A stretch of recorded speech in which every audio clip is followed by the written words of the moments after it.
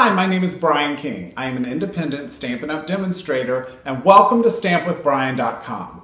It's not a secret that I love clean and simple cards, but I also like to watercolor, so why not combine the two?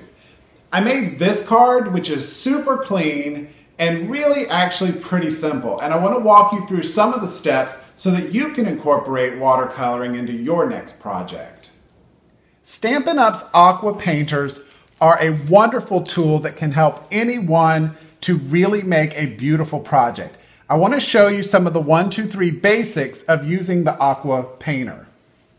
So first of all, it has a chamber that holds the water, and when you turn it over, you can squeeze it to let some of the water out and dab the water off on your paper.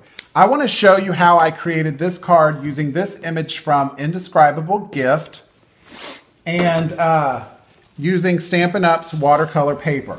So first of all, when you're watercoloring with Stampin' Up's inks, you want to use the Jet Black StazOn. This permanent solvent ink is perfect for working with these colors and watercoloring. So I'm going to ink up my branch of flowers and stamp it down on the watercolor paper.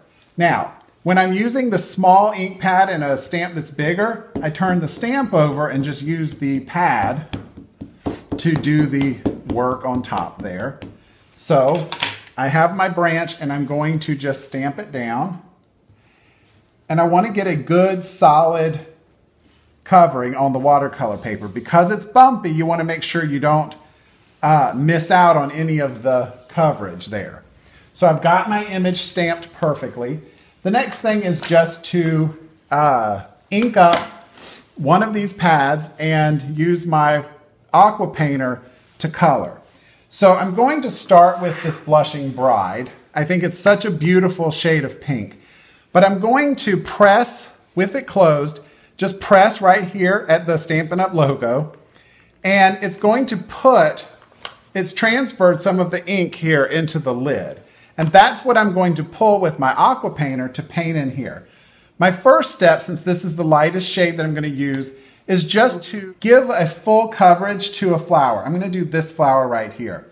Now I do want to tell you, this is not perfect watercoloring. This isn't a watercoloring class. This is just watercoloring basics.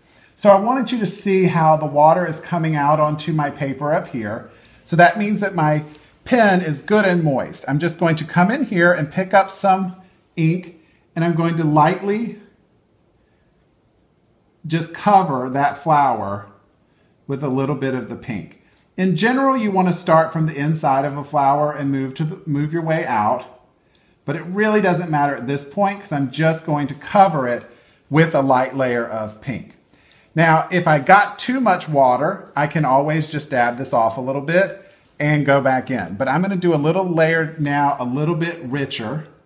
And you can see that I've picked up a little more ink. I'm kind of brushing it off a little less. And that's just going to create a darker layer on the inside there. Now, as this dries, and I'm going to show you how I dry it, I'm going to pick up a little bit more ink and just keep moving it in. And you can see how rich it looks to have such a deep balance of color coming from the inside of that flower, or even around these folds or around the edges. But you really can't mess this up. I could go with a darker shade of pink or red and keep building it with multiple colors. But for this, I think that this soft Blushing Bride is really very beautiful. Watercoloring can be super simple and super easy. And just with an Aqua Painter, you can become the artist that you've always wanted to be. I hope that those quick and easy tips for using the Aqua Painter to watercolor have helped you to not be fearful of watercoloring. It's really very simple, and I think that you'll really enjoy the effect that you can create on any project. Thanks for stopping by today. Please visit me at StampWithBrian.com to purchase any of these items we talked about today, or to see what fun we're having over there. Thanks for stopping by.